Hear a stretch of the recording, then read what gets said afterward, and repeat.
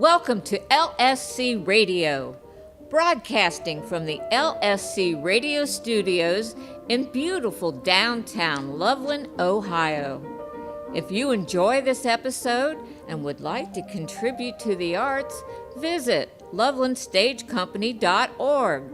Click on Donating to LSC. Please help us keep the arts alive in beautiful downtown Loveland, Ohio. Now get a snack, sit back, relax, and enjoy the first episode of A Midsummer Night's Dream by William Shakespeare. Original music by Felix Mendelssohn. Performed and recorded by John Nixon. Directed by Jacqueline Schott. Produced by Jill Gornett and Michael Harris Kaiser.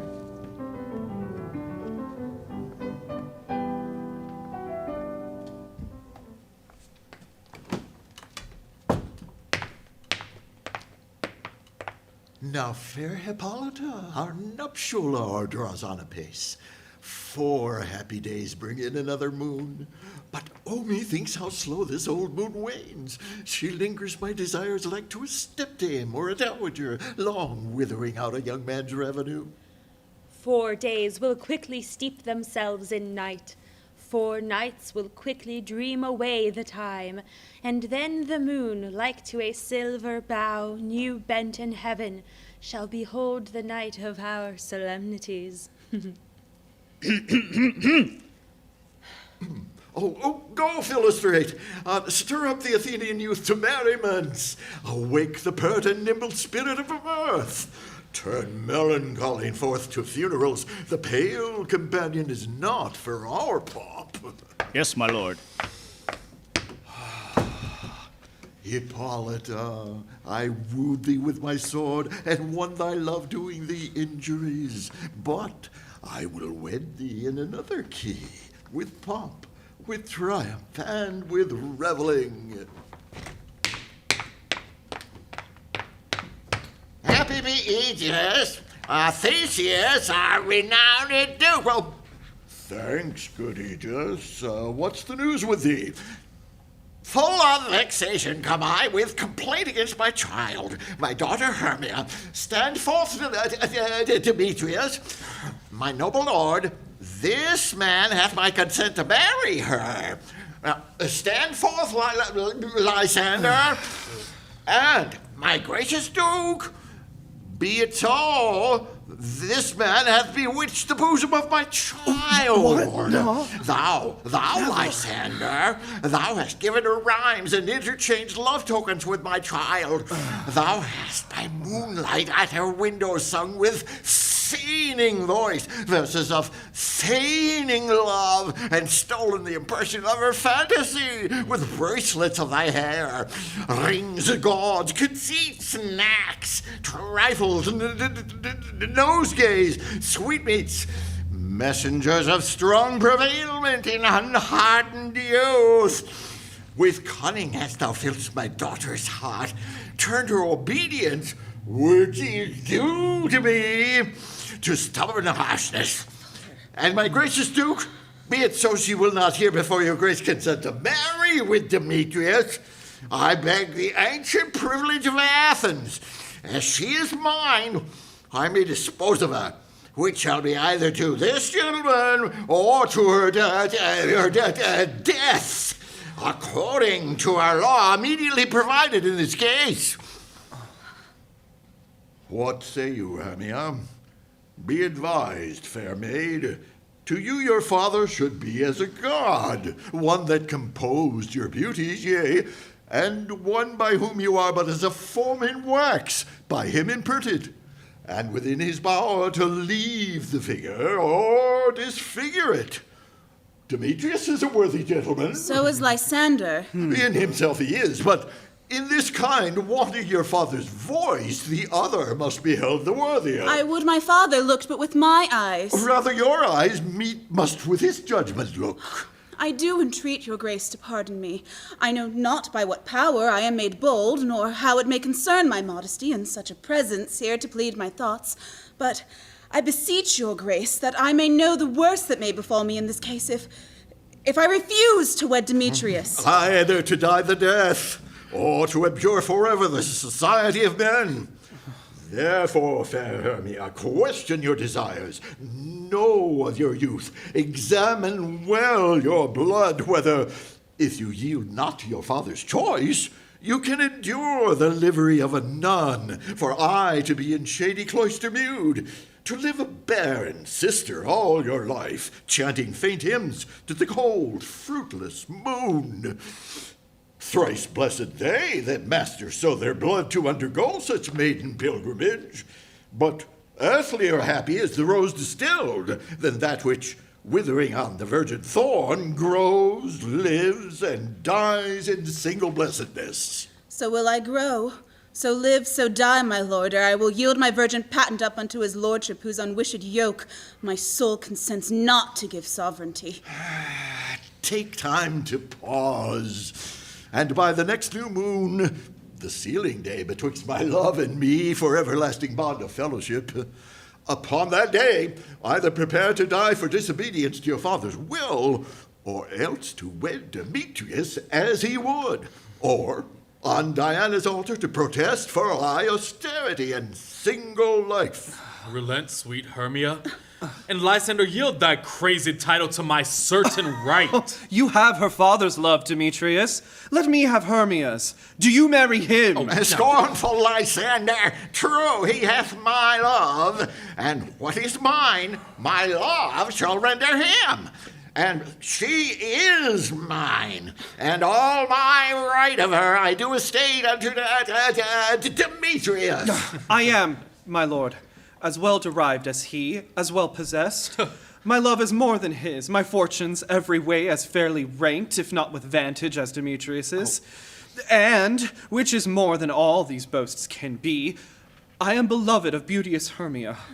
Why should not I then prosecute my right?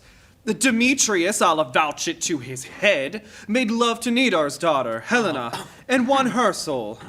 And she, sweet lady, devoutly dotes in idolatry upon this spotted and inconstant man. I must confess that I have heard so much, and would Demetrius thought to have spoke thereof, but being overfull of self-affairs, my mind did lose it. But Demetrius, come, and come, Aegis, you shall go with me. I have some private schooling for you both.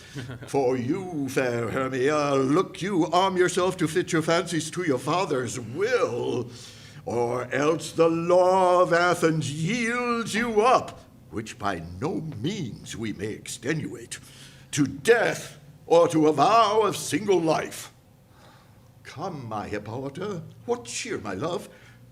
Demetrius and Aegis, go along. I must employ you in some business against our nuptial, and confer with you of something nearly that concerns yourselves. With duty and desire, we follow you.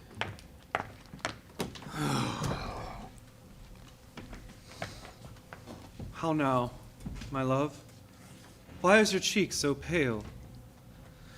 How chance the roses there to fade so fast? Be like for want of rain, which I could well beteem them from the tempest of my eyes. Ay me, for aught that I could ever read, could ever hear by tale or history, the course of true love never did run smooth. But either it was different in blood. Oh, cross too high to be enthralled to low. Or else misgrafted in respect of years. Oh, spite to be old to be engaged to young. Or else it stood upon the choice of friends. Oh, hell to choose love by another's eyes. Or, if there were a sympathy in choice, war, death, or sickness did lay siege to it, making it momentary as a sound, swift as a shadow, short as any dream, brief as the lightning in the collied night, that in a spleen unfolds both heaven and earth, and ere a man hath power to say, behold, the jaws of darkness do devour it up.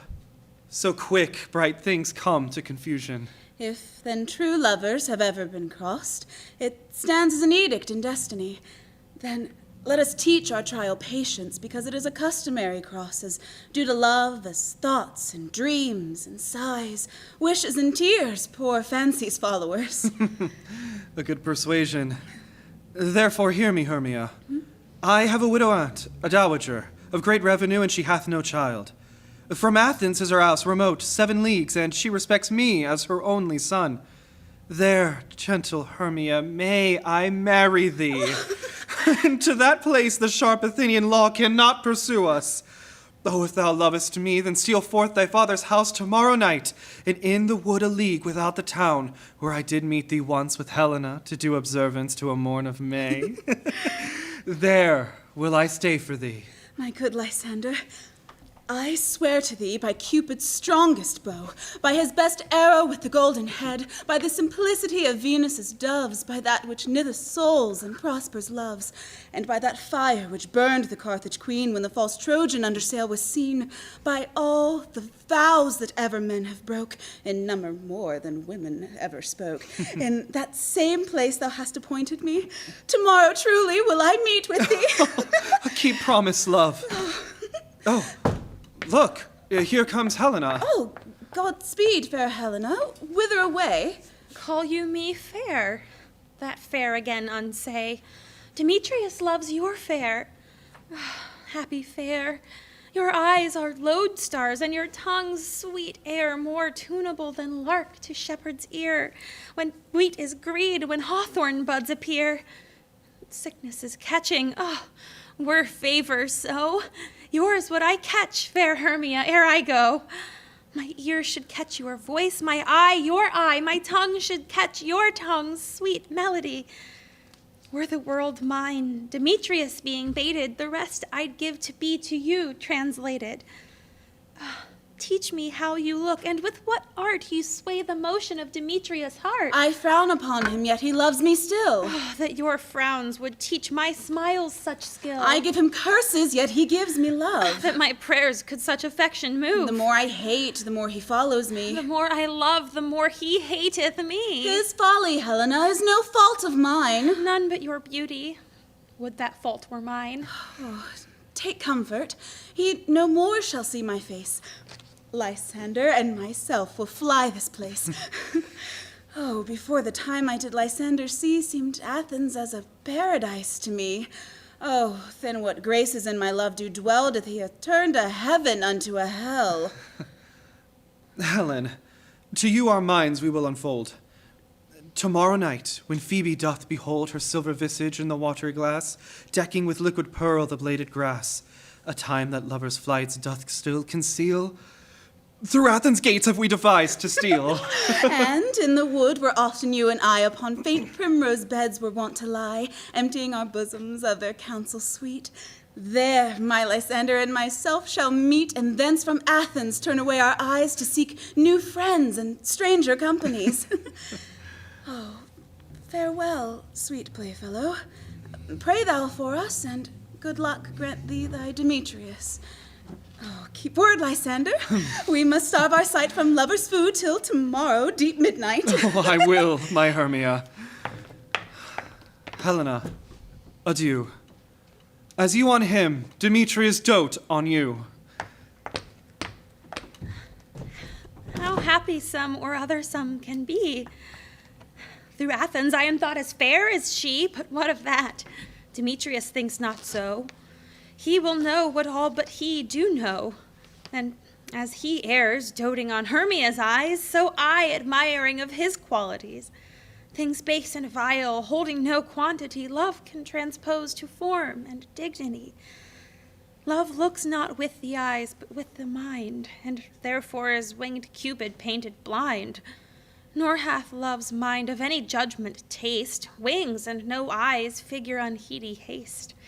And therefore is love said to be a child, because in choice he is so oft beguiled. As waggish boys in game themselves forswear, so the boy love is perjured everywhere. For ere Demetrius looked on Hermia's eyne, he hailed down oaths that he was only mine. And when this hail some heat from Hermia felt, so he dissolved, and showers of oaths did melt. I will go tell him of fair Hermia's flight. Then to the wood will he tomorrow night pursue her, and for this intelligence, if I have thanks, it is a dear expense. But herein mean I to enrich my pain, to have his sight thither and back again.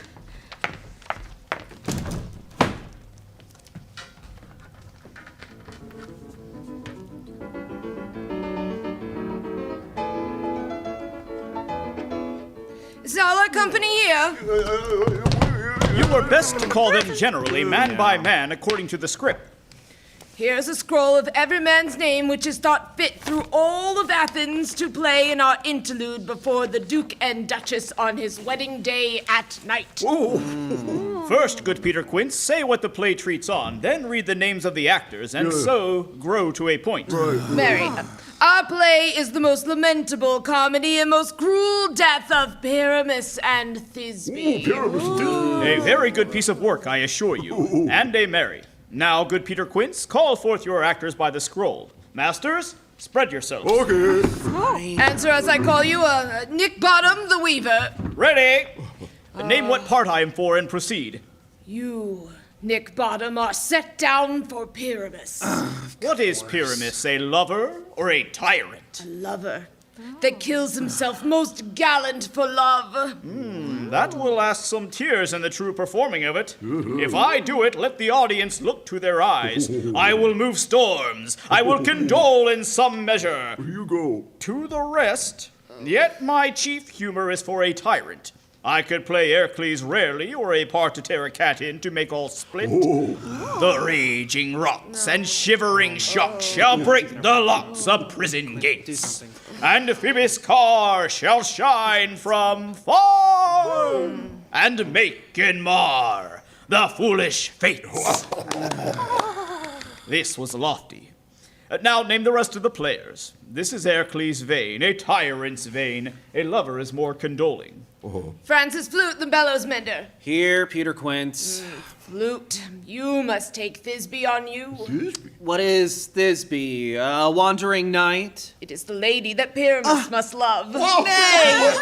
Faith, let me not play a woman. I have a beard. Coming! Oh, that's all one. You shall play it in a mask, and you may speak as small as you will. And I may hide my face. Let me play Thisbe too. No. What? I'll speak in a monstrous little voice. Thisbe, No. Thisbe. Oh, Pyramus, my lover dear. Quince. No. My Thisbe dear and lady dear. No, you must play Pyramus, and Flute, you Thisbe. Well, proceed. Robin Starveling, the tailor. Here, Peter Quince. Robin Starveling, you must play Thisbe's mother, Tom Snout the tinker. Oh, here, Peter Quince. You, Pyramus's father, myself, Thisbe's father, Snug the joiner, you the lion's part. And I hope here a play is fitted. Have you the lion's part written? Pray you, if you be, give it me, for I am slow of study. You must do it extempore, for it is nothing but roaring. Let me play the lion too. No. I will roar that I will do any man's heart good to hear me. I will roar that I will make the Duke say, let him roar again, let him roar again. And if you should do it too terribly, you would frighten the Duchess and the ladies that would shriek. That's enough to hang us all. That would hang us. Every mother's son. Come on, man. I grant you, friends, if you should fright the ladies out of their wits, they would have no more discretion but to hang us. But I will aggravate my voice so that I will roar you as gently as any sucking dove. I will roar you 'twere any nightingale. You can play no part but Pyramus. For Pyramus is a sweet-faced man, a proper man, as one shall see in a summer's day. A most lovely, gentleman-like man. Therefore you must needs play Pyramus. Well, I will undertake it. What beard were I best to play it in? Why, what you will. I will discharge it in either your straw-colored beard, your orange-tawny beard, your purple and grain beard, or your French crown color beard, your perfect yellow. Some of your French crowns have no hair at all. Then you will play it barefaced. But masters, here are your parts. And I am to entreat you, request you, and desire you to con them by tomorrow night. And meet me in the palace wood a mile without town by moonlight. There we will rehearse, for if we meet in the city, we shall be dogged with company and our devices known. In the meantime, I will draw up a bill of properties such as our play wants. I pray you fail me not. We will meet, and there we may rehearse, most obscenely and courageously. Take pains, be perfect. Adieu.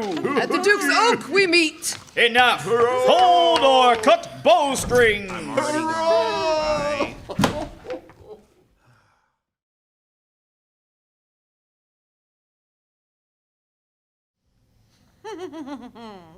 How now, spirit, whither wander you?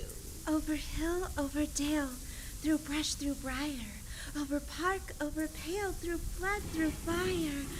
I wander everywhere, swifter than the moon's sphere, and I serve the fairy queen to do dewdrops, her orbs upon the green. The cowslips tall her parishioners be, in their gold coats spots you see. Those be rubies, fairy favors, in those freckles lit their savors. I must go and seek some dewdrops here, and hang a pearl on every cowslip's ear. Farewell, thou lobe of spirits, I'll be gone. Our queen and all her elves come here anon. The king doth keep his revels here tonight. Take heed the queen come not within his sight. For Oberon is passing fell with wrath, because that she, as her attendant, hath a lovely boy, stolen from an Indian king. She was never had so sweet a changeling. And Oberon would have the child, knight of his train, to trace the forest wild.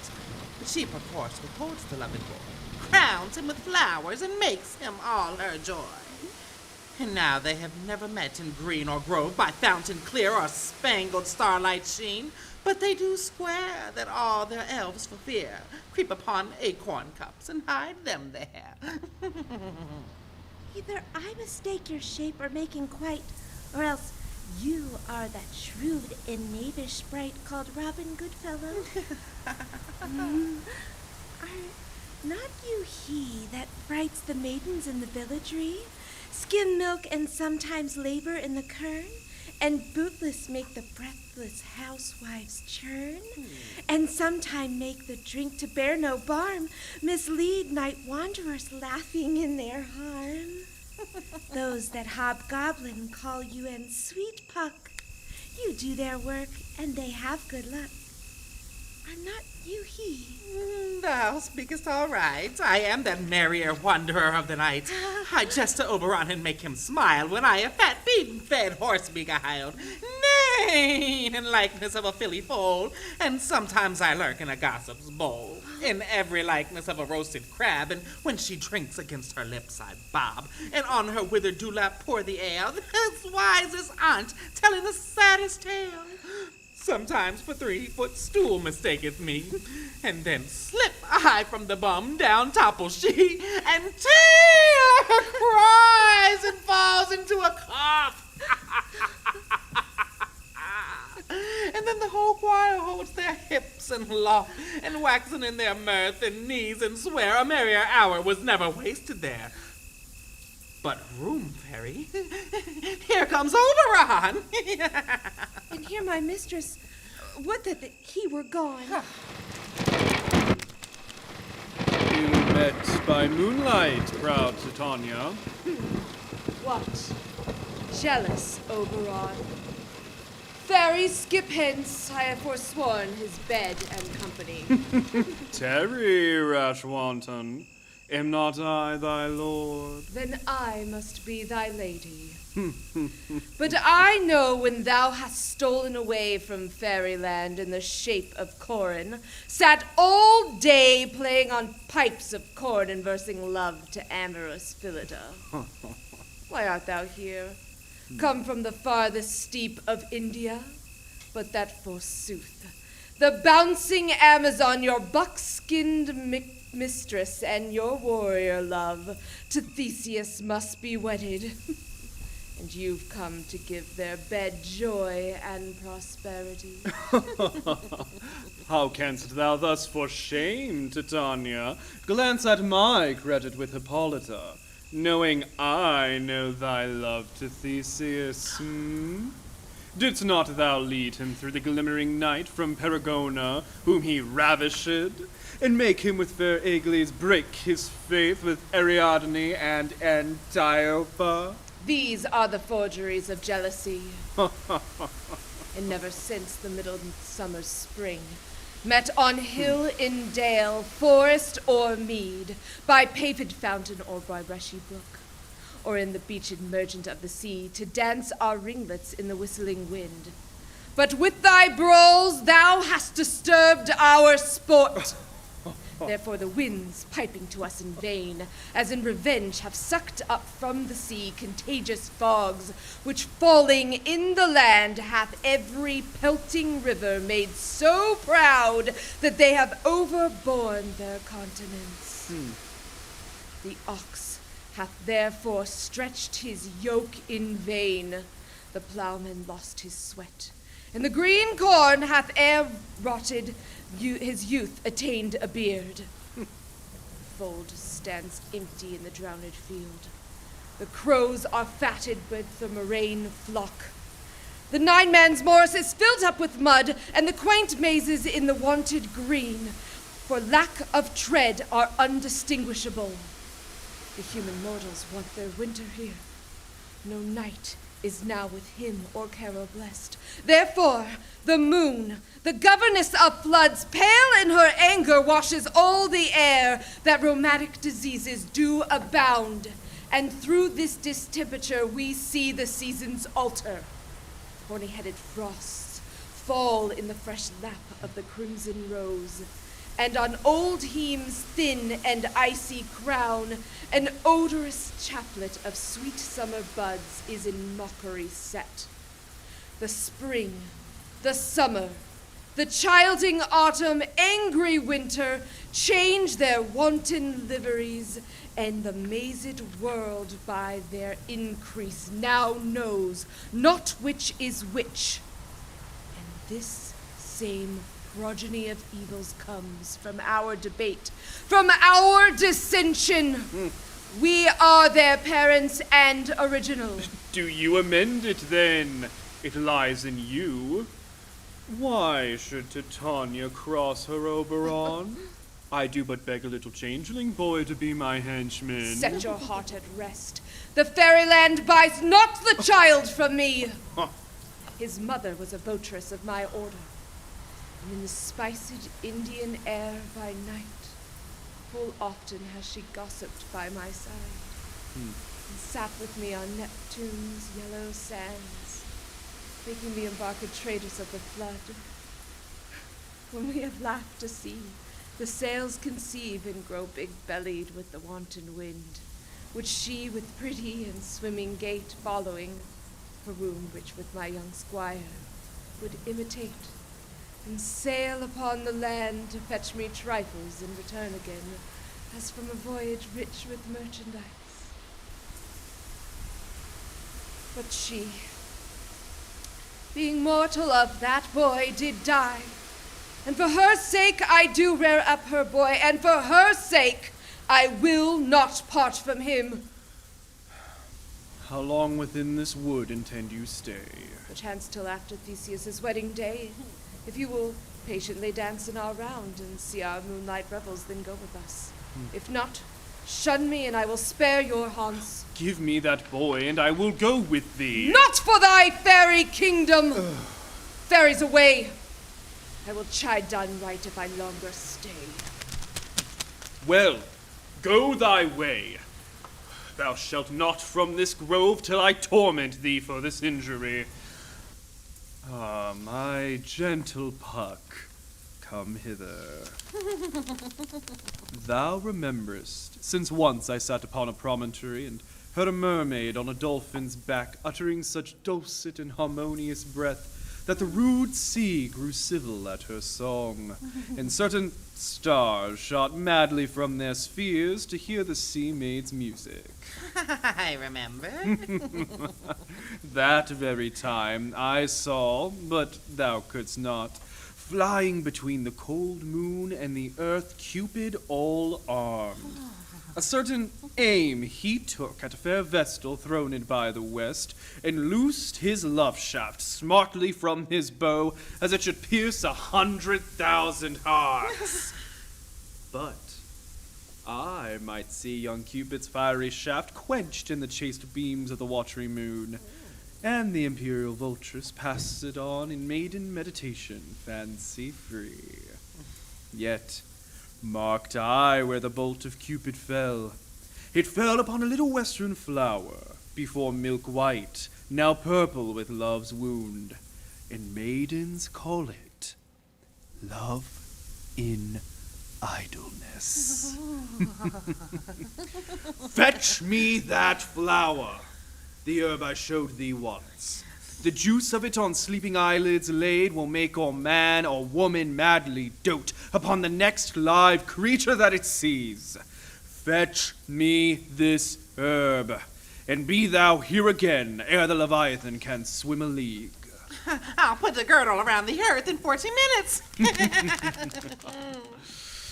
Having once this juice, I'll watch Titania when she is asleep, and drop the liquor of it in her eyes. The next thing then she waking looks upon, be it on lion, bear, or boar, wolf or bull, on meddling monkey, or on busy ape, she shall pursue it with the soul of love. And ere I take this charm from off her sight, as I can take it with another herb, I'll make her render up her page to me. But who comes here? I am invisible, and I will overhear their conference. I love thee not, therefore pursue me not. Where is Lysander and fair Hermia? This one I'll stay, the other stayeth me. Thou toldst me they were stolen to the wood, and here I am, the wood within the wood, because I cannot meet my Hermia. Hence, get thee gone and follow me no more. You draw me, you hard-hearted adamant, but yet you draw not iron, for my heart is true as steel. Leave your power to draw, and I have no power to follow you. Do I entice you? Do I speak you fair? Or rather, do I not, in plainest truth, tell you that I do not, nor I cannot love you? And even for that do I love you the more. I am your spaniel, and Demetrius, the more you beat me, I will fawn on you. Use me but as your spaniel, spurn me, strike me, neglect me, lose me, only give me leave, unworthy as I am, to follow you. What worser place can I beg in your love, and yet a place of high respect with me, than to be used as you use your dog? Oh, tempt not too much the hatred of my spirit, for I am sick when I do look on thee. And I am sick when I look not on you. You do impeach your modesty too much. To leave the city and commit yourself into the hands of one that loves you not, the trust of opportunity of night and the ill counsel of a desert place, with the rich worth of your virginity? Your virtue is my privilege, for that it is not night when I do see your face, therefore I think I am not in the night. Nor doth this wood lack worlds of company, for you, in my respect, are all the world. Then how can it be said I am alone when all the world is here to look on me? I'll run from thee and hide me in the brakes and leave thee at the mercy of the wild beasts. The wildest hath not such a heart as you. Run when you will. The story shall be changed. Apollo flies and Daphne holds the chase. The dove pursues the griffin. The mild hinds make speed to catch the tiger. Bootless speed when cowardice pursues and valor flies. Oh, I will not stay that question. Let me go, or if thou follow me, do not believe, but I shall do thee mischief in the wood. Aye, in the temple, in the town, the field, you do me mischief. Ugh. Oh! Why, Demetrius? Your wrongs do set a scandal on my sex. We cannot fight for love as men may do. We should be wooed, and yet we're not made to woo. I'll follow thee, and make a heaven of hell to die upon the hand I love so well. Fare thee well, nymph. Ere he do leave this grove, thou shalt fly him, and he shall seek thy love. Oh, hast thou the flower there? Welcome, wanderer. Aye, there it is. I pray thee, give it me. I know a bank where the wild thyme blows, where oxlips and the nodding violet grows, quite over-canopied with luscious woodbine, with sweet musk roses and with eglantine. There sleeps Titania some time of the night, lulled in these flowers with dances and delight. And there the snake throws her enameled skin weed wide enough to wrap a fairy in. And with the juice of this, I'll streak her eyes and make her full of hateful fantasies. Take thou some of it, and seek through this grove. A sweet Athenian lady is in love with a disdainful youth.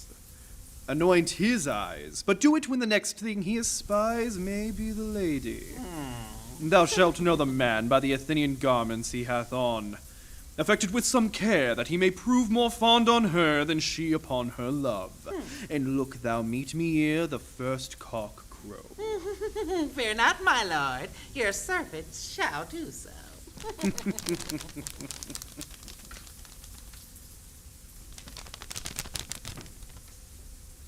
Come, now a roundel and a fairy song. Then for the third part of a minute hence, some to kill cankers in the musk rose buds, some war with Reremis for their lanthorn wings, to make my small elves' coats. Some keep back the clamorous owl that nightly hoots and wonders at our quaint spirits. Sing me now asleep, then to your offices and let me rest.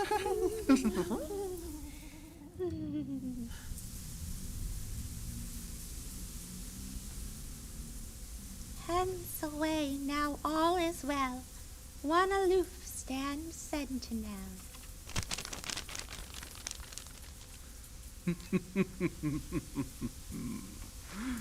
What thou seest when thou dost wake, do it for thy true love take. Love and languish for his sake. Be it ounce or cat or boar, pod or bear with bristled hair, in thy eye that shall appear when thou wakest, it is thy dear. Wake when some vile thing is near.